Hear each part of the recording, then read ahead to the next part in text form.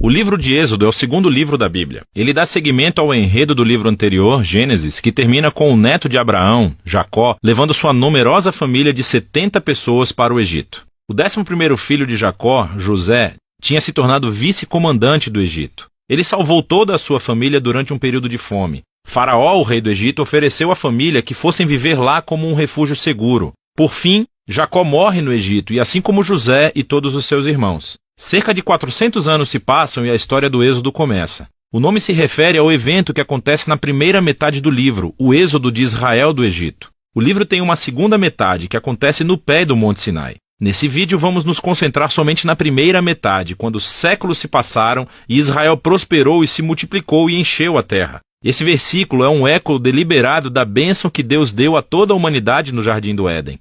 Lembra-nos da grande história bíblica até agora. A humanidade perdeu a bênção de Deus por meio do pecado e da rebeldia. E Deus escolheu a família de Abraão como instrumento através do qual ele iria restaurar as suas bênçãos para todo o mundo. Mas o novo faraó não vê Israel como uma bênção. Na verdade, ele vê esse grupo imigrante israelita como uma ameaça ao seu poder. Da mesma forma que em Gênesis a humanidade se revolta contra a bênção de Deus. Aqui o faraó tenta destruir a fonte da bênção de Deus, os israelitas. Ele os escraviza de maneira brutal, forçando-os a trabalhar e ordena que todos os meninos israelitas sejam afogados no Nilo. Ele é a pior personagem da Bíblia até agora. O seu reino é o ápice da rebelião da humanidade contra Deus. Esse faraó redefiniu o bem e o mal de acordo com seus próprios interesses de tal maneira que até mesmo o assassinato de crianças inocentes se tornou algo bom para ele. O Egito tornou-se pior do que a Babilônia do livro de Gênesis. Agora Israel grita por socorro contra essa nova Babilônia e Deus responde. Primeiro, Deus vira o mal do faraó de cabeça para baixo quando uma mãe israelita joga o seu filho no Nilo, mas dentro de um cesto. Ele flutua com segurança até a família do próprio faraó. Ele é chamado de Moisés e ele cresce para tornar-se o homem que Deus usará para derrotar o mal do faraó. Na famosa história da sarça ardente, Deus aparece diante de Moisés e pede-lhe que vá até o faraó e ordene que libere os israelitas. Deus diz que sabe que o faraó vai resistir e por isso ele trará o seu julgamento sobre o Egito em forma de pragas. Deus também diz que ele vai endurecer o coração do faraó. E assim chegamos à próxima parte da história, o confronto entre Deus e faraó. O que significa quando Deus diz que vai endurecer o coração do faraó? É muito importante ler esse trecho da história atentamente e em sequência. No primeiro encontro de Moisés com faraó, sabemos somente que o coração do faraó endureceu. Não há nenhuma indicação de que Deus fez alguma coisa. Em resposta, Deus envia a primeira das 5 pragas, cada uma confrontando o faraó e um dos seus deuses egípcios. E em cada vez, Moisés oferece ao faraó uma chance para ser humilde e libertar os israelitas. Mas após cada praga, ficamos sabendo que o coração do faraó endureceu. Ele está fazendo isso por vontade própria. Eventualmente, é com a segunda das 5 pragas que começamos a escutar como Deus endureceu o coração de faraó. O propósito da história parece ser esse. Mesmo que Deus soubesse que Faraó iria resistir à sua vontade, Deus ainda lhe deu a chance de fazer a coisa certa.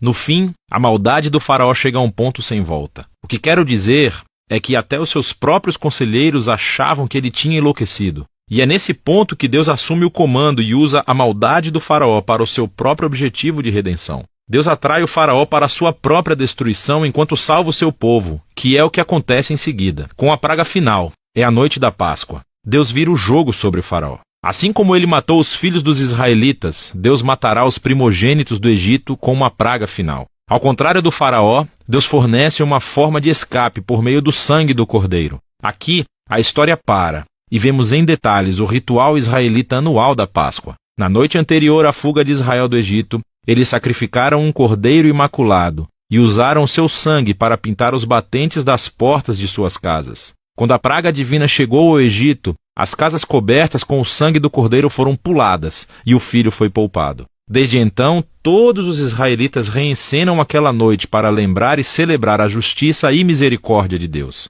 Mas o faraó, por conta do seu orgulho e rebeldia, perde o próprio filho e é obrigado finalmente a libertar os israelitas. Os escravos israelitas fazem o seu êxodo do Egito, mas assim que eles saem, o faraó muda de ideia. Ele reúne o seu exército e persegue os israelitas para uma batalha final. Quando os israelitas passam pelas águas do mar em segurança, o faraó decide atacar e assim entra na sua própria destruição. A história do Êxodo conclui com a primeira canção de louvor da Bíblia. chama-se A Canção do Mar. O verso final declara que o Senhor é rei. A canção reconta em poesia do que se trata a história do reino de Deus. Fala sobre como Deus tem a missão de confrontar o mal no seu mundo e resgatar aqueles que são escravizados pelo mal. Deus vai trazer todo o seu povo para a terra prometida, onde a sua presença divina viverá entre eles. Essa história mostra como é quando Deus se torna rei do seu povo. Depois que os israelitas entoam a sua canção, a história tem uma reviravolta. Os israelitas estão andando pelo deserto a caminho do Monte Sinai.